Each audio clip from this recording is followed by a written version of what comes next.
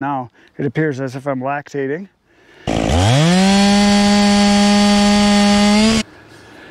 Today on In the Woodyard, I'm going to pretend I'm George Washington. I'm going to cut up these cherry trees. Here we go.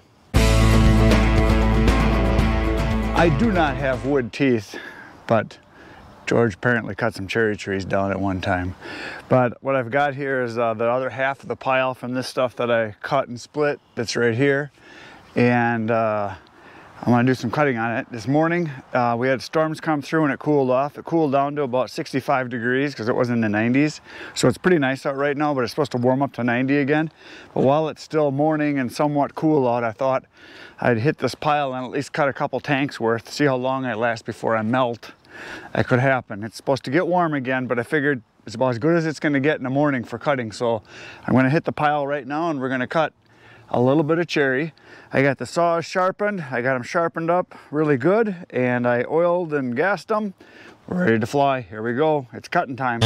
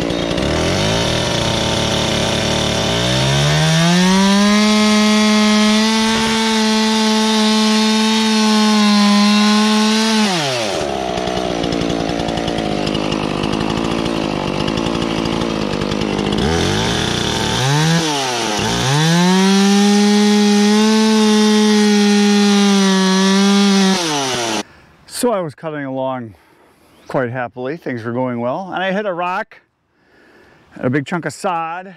So saw it got dull. So my belief is as soon as it's dull, stop. Just stop. Even if it's your second cut, first cut, whatever. I got about a face cord here, cut third of a cord maybe, and I hit a chunk of sod with the rocks in it. Got dull, so just shut it off. So that's the other reason why I like to have multiple saws. I just grab the next one in line and start cutting. Cut till that one's either out of gas or dull, and then take the third one and start.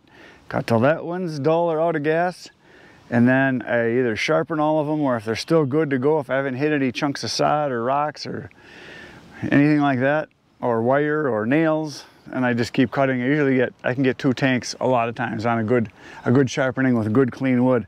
But this stuff, there's dirt all over in there. It's bad, and there's really no way to know, because a lot of times I'm cutting between pieces or cutting 2 at a time, and there's rock and sand and dirt between them. So gonna start the next saw, get back to cutting right now.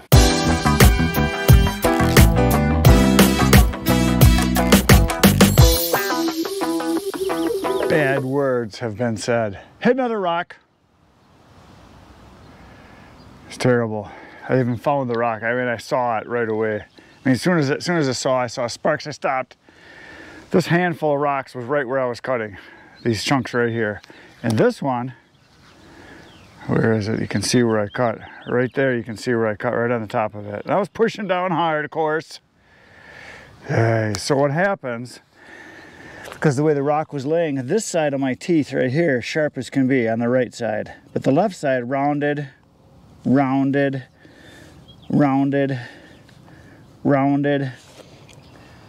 So now both my saws are dull. So I gotta go sharpen them. And here's what I'm dealing with, this kind of crap. This I saw, so I'm not cutting in this, but look at here.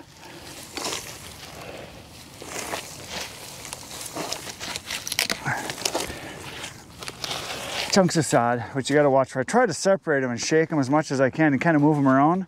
But the rock I just hit was way up here, and it was lodged back in here. It was lodged right back in here. So when I was cutting, I couldn't even see it until the piece fell away. Sparks flew. Bad words were said. I got to go sharpen. Be right back.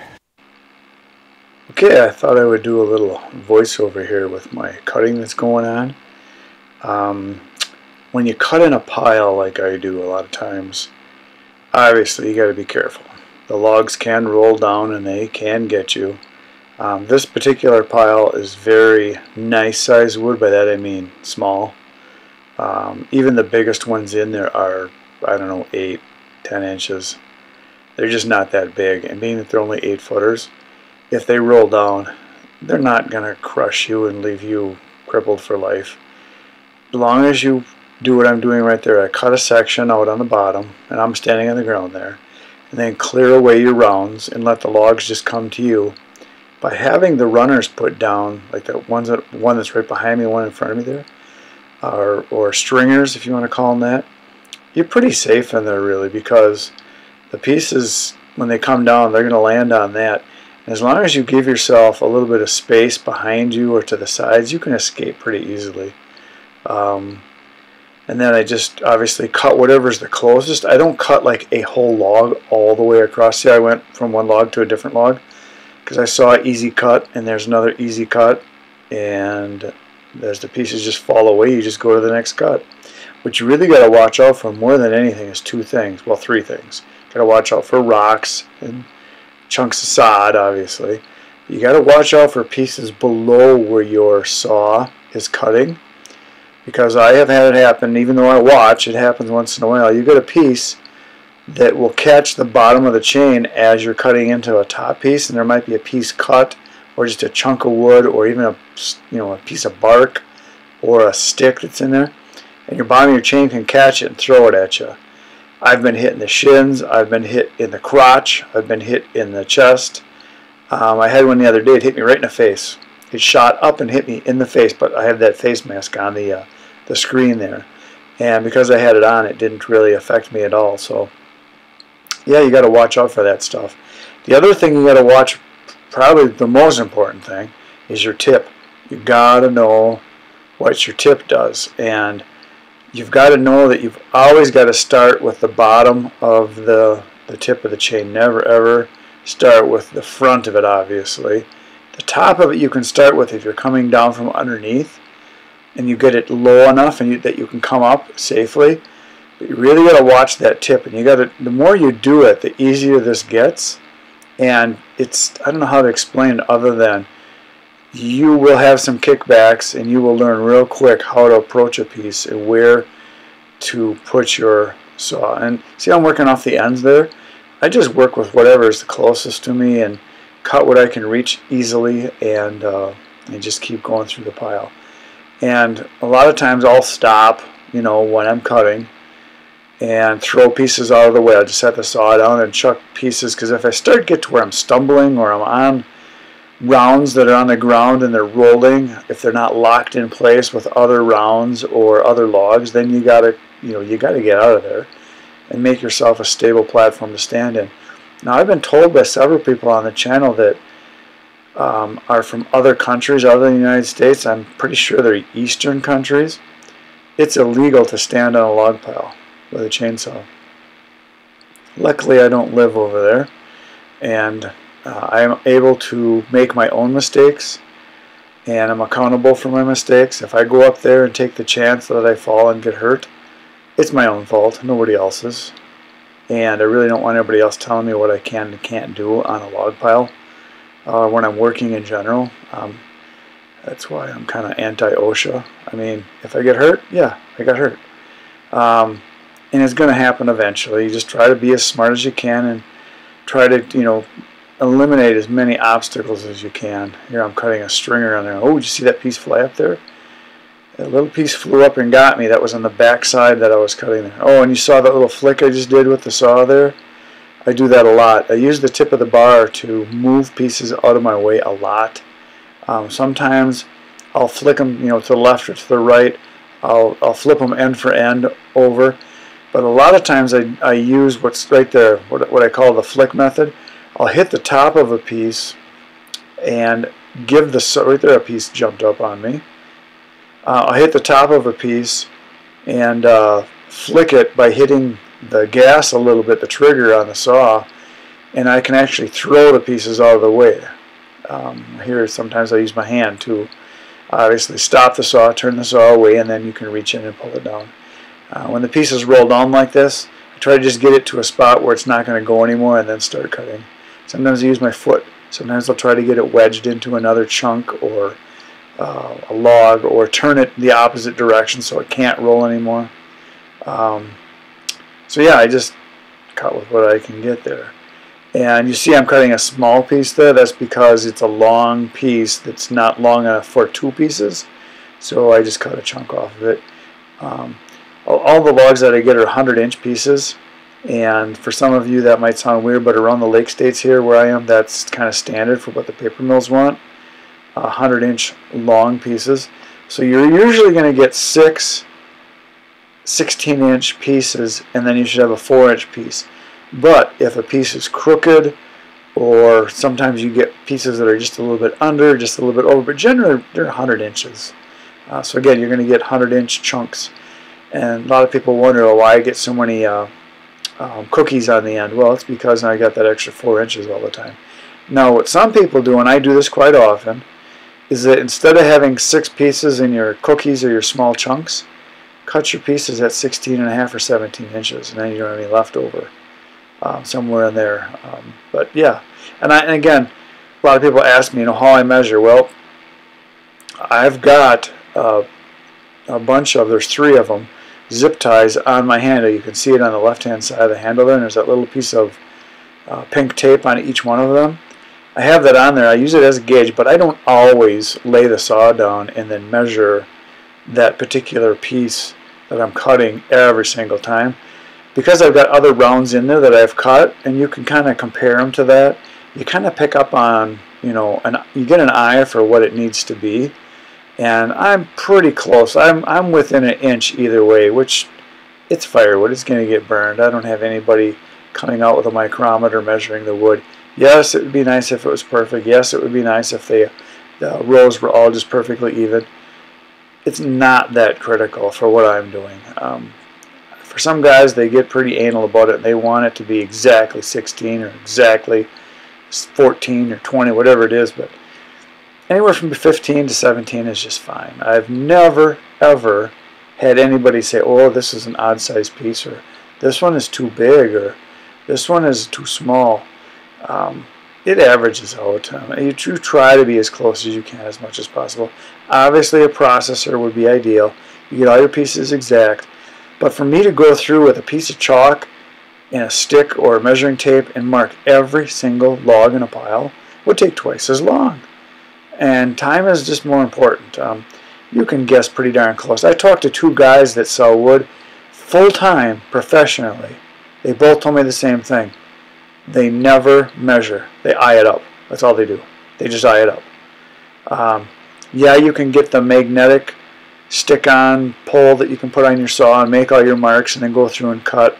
Or you could put a stick down and you could do your cuts to get it exact.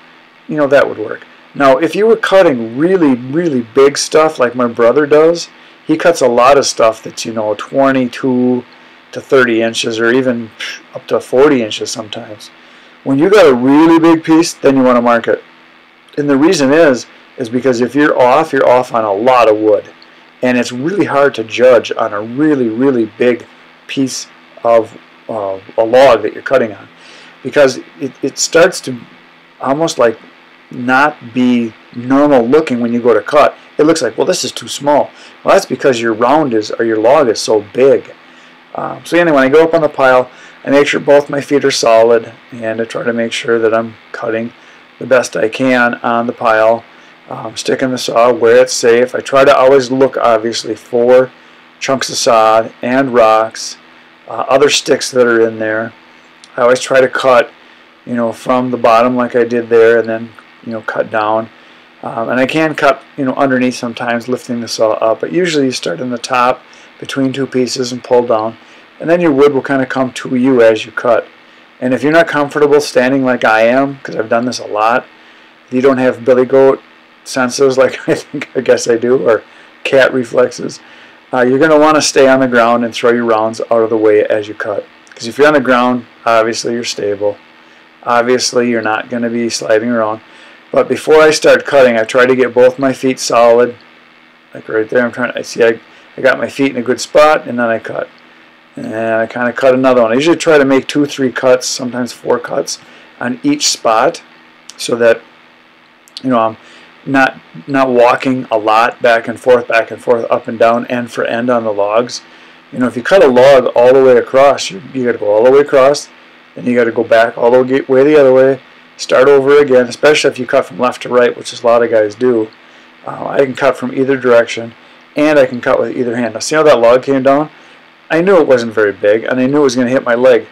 I just put my knee out, I got the chaps on, I lifted my foot off the ground just a little bit, so there was a little bit of give there.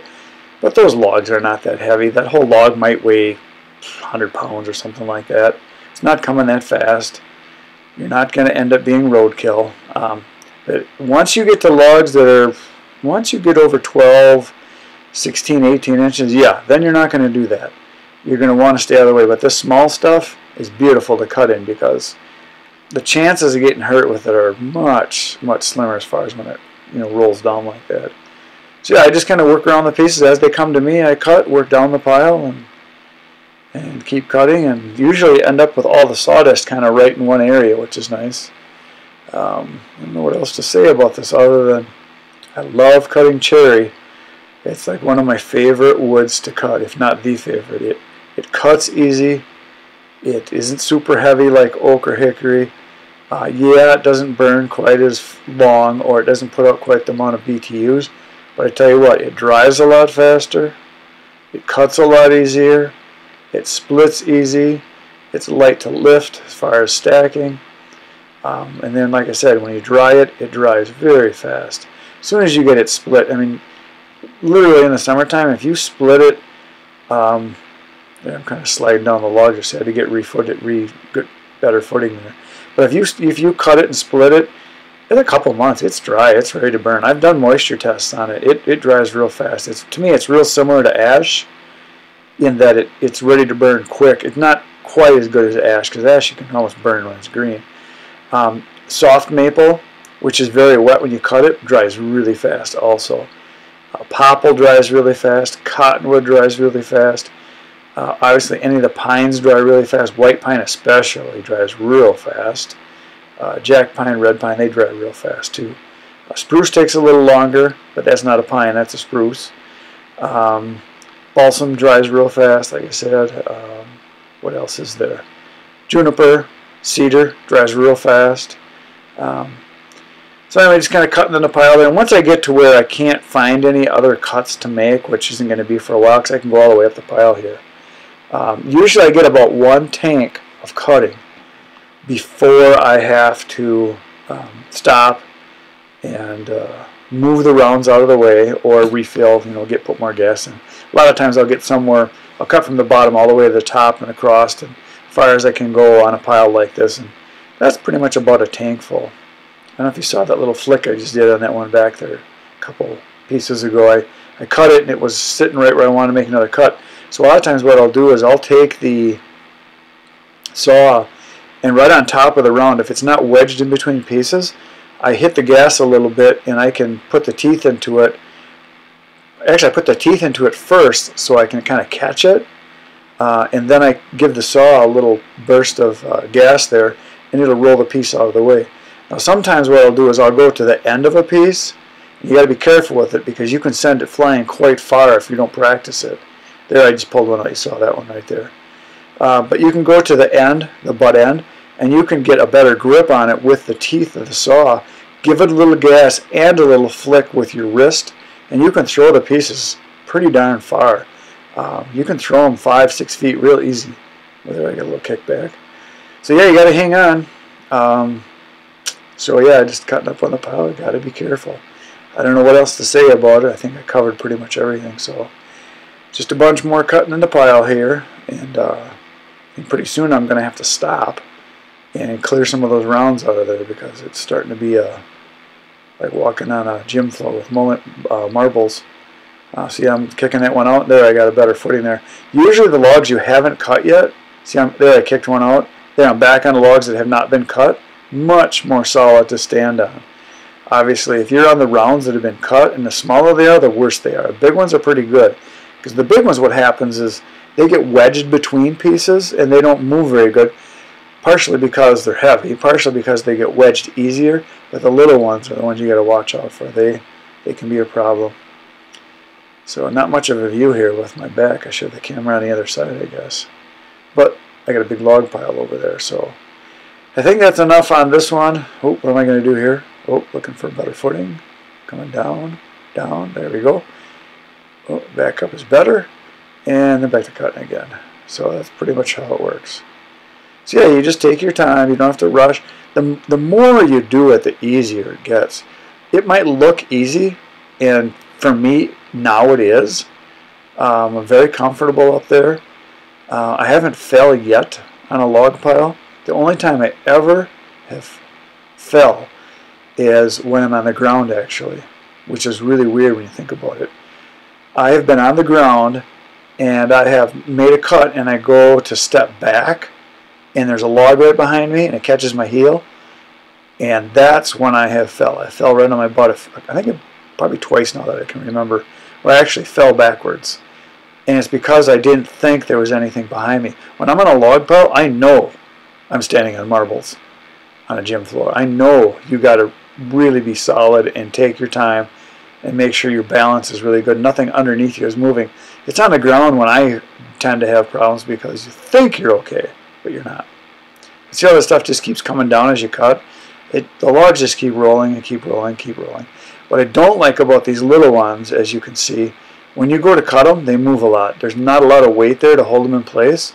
So sometimes you have to start your cut real soft and not push down much. Let it just barely be cutting the wood, because sometimes if you go too hard, too aggressive, it can roll out on you and shoot back at you, especially if you got a little log that's already been cut in half, or if you cut 4 or 5 rounds off of it already. But yeah, you just keep cutting there. I'm reaching a little farther probably than I should right there. See, I just pulled that piece towards me. Yeah, if you get a piece that keeps coming like that, I just keep pulling it towards me and get to where the dogs of the saw are digging in, and then it cuts obviously easier. It's not going to roll towards you anymore. Because when you got your bar out there all the way, you got all that space for it where the log can run on you. You get refooting here again, and move down and do some more cutting. I don't even know what's going to happen next here. I didn't watch this yet. So I think you saw enough of this. I think we can stop here because all you got is a butt view now. Here, we'll get to some other stuff. That was one tank. I cut all the way and got just to the end. It started getting a little dull. I must have hit a little bit of dirt, but not too bad. Better than hitting rocks. So what I'm going to do now is I'm going to throw these off, start up the next saw, and cut another tank. It's a little warm, but not terrible. So I'm going to get these cleared off and cut some more.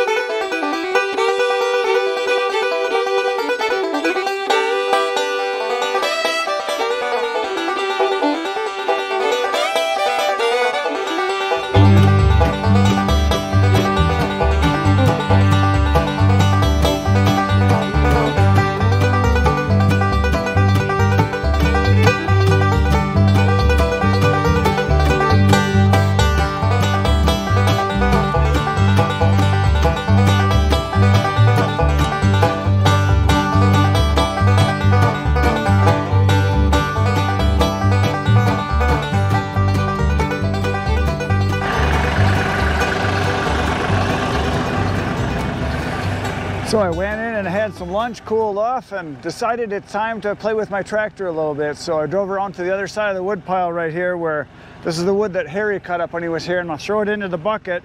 I'm going to move it around over that way because I want the wood to be over there. I want to get this cleared out because eventually the splitter is going to come in here. I'm going to split from here, go in that direction, and put the wood here. So I'm just going to clear some of this out. So I'm going to use the bucket to throw some wood in.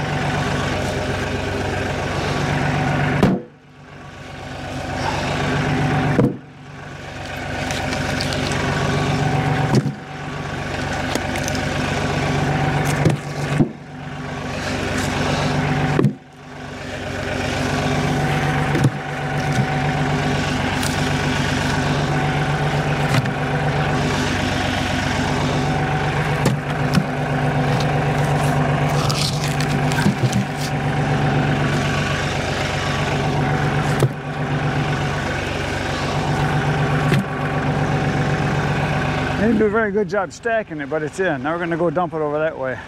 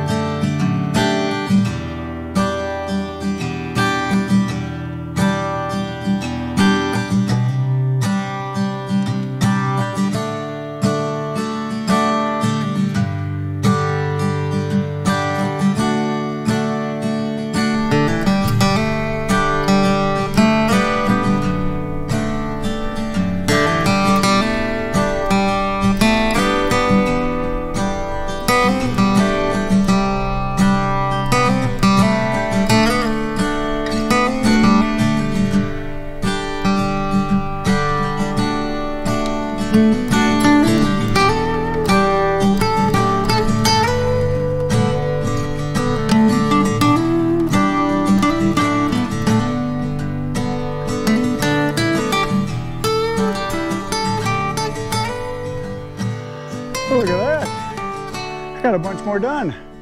My saws are cutting pretty good. My first one got dull towards the end because I think I got through most of the dirt that was there on the first saw. Second saw was still cutting good at the end. So I ran out of gas, and now I'm going to chuck all these rounds off over that way again and fill them up, touch up the chain a little bit, and I'm going to finish this pile. You know, I like to finish a job when I start. I didn't plan it. I thought I would cut maybe 2 or 3 tanks, call it a day, but I'm soaking wet and dirty. I might as well just keep going now. It appears as if I'm lactating. Must have had a baby, I guess. So anyway, we're gonna chuck these off, go sharpen the chains, cut again, finish it.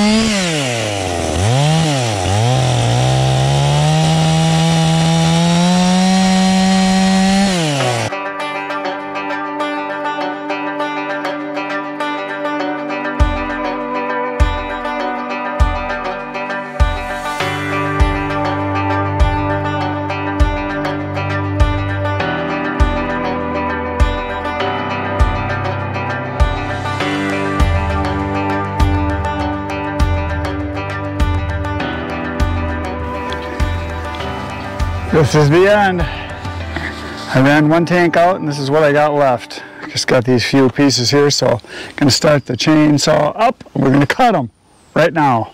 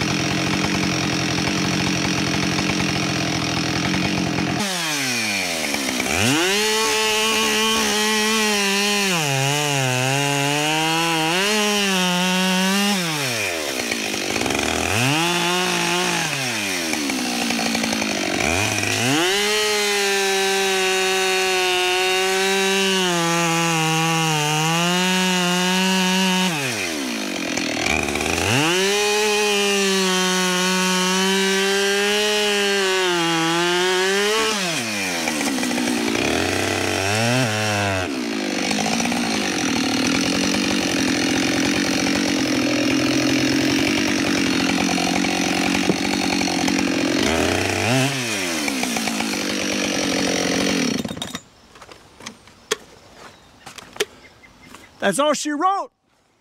The cutting is complete. That was a nice amount to do. That was a half a truckload, and I didn't start till, I don't know, must have been about 10 o'clock or so cutting. And it's, I don't know, it's gotta be 4. I cut for almost 6 hours, I think, something like that. Between the cutting, the chucking, sharpening, that kind of stuff. So I started right here, and there's the pile, and it is all cut up. I threw it all into a pile here. And if I was to start, you know, real early in the morning on a full truckload, I know I could cut a whole one in a day, but this is a nice amount. I'm not super tired. Feel like I did a nice amount, and so there she is. Now it's got to be split. Now look at here. These are some of the prizes I found while I was cutting. These were the rocks that I cut. One of these here I actually cut right into. I don't know which one it was, but anyway, I just threw them into a pile there so they were out of the way. And not fun cutting into rocks and dirt. The dirt, your chain gets dull slower. The rock is right now. So there's the pile. So what I'm gonna do is I'm gonna put the splitter right here, and we'll let it fall this direction, because I'm gonna stack it starting like right in here and then go that direction. So I migrate it this way. So whenever I'm cutting, I gotta kind of think about that. Where do I want it to end up? So that's where, right from the beginning, where I place the logs, where I tell John to unload them. I want to put in a specific spot, because I know I'm gonna start cutting on one end, throw the pieces away, and then when I split, I go into it and I throw the pieces back the other direction, so you got space to work. So that's how it works for me. Now, there's been some questions lately on the channel. Guys are asking, how come I don't cut a little bit, split a little bit, stack a little bit? Because this is like an assembly line with one person. You do one job at a time, just attack it and just keep going, and I get that done. Now the next thing I'll do is I'll split it all, and then we'll stack it all, and then we'll sell it all. It just works better. I've tried doing it where you cut a little bit, you know, you cut a cord or 2 cords and then split it and then try to stack it. But if you try to do everything all at once, you do a lot of walking back and forth. Yes, I have to pick them up and chuck the rounds out of the way, which is the only drawback to doing it this way. It takes as long for me to throw the pieces out of the way and get them so that I can cut more. Now, some guys made comments, they thought it would be faster if I just grabbed the piece, took it to a splitter, split it, and then stacked it. That's a lot of traveling, because I got to go up the log pile to get these, remember. I'm not just cutting them in one spot. I'm going up the pile, cutting up, then I throw them all into a pile to get them all the way, then I cut some more. It just seems to work good that way. I think Henry Ford had it figured out. One guy does one job on the assembly line all day long, and you get good at it. And that's just, when I'm cutting, I like to just cut.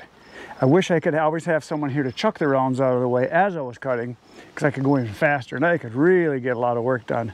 That would be nice. So anyway, it's done. Well, the cutting, I gotta split it yet. So that is it for today, folks. Please hit the buttons, you know what to do. I really like it when you make comments, that's great. And subscribing is really nice too. Telling other people about the channel, that's the big one. The more people that watch, the better. And I'm gonna be back here tomorrow in the Woodyard. You should come along, it'll be fun. We'll do more work. That's what I like to do, is work. So come on back tomorrow. Between now and then, get outside, get cutting. Good night, Irene.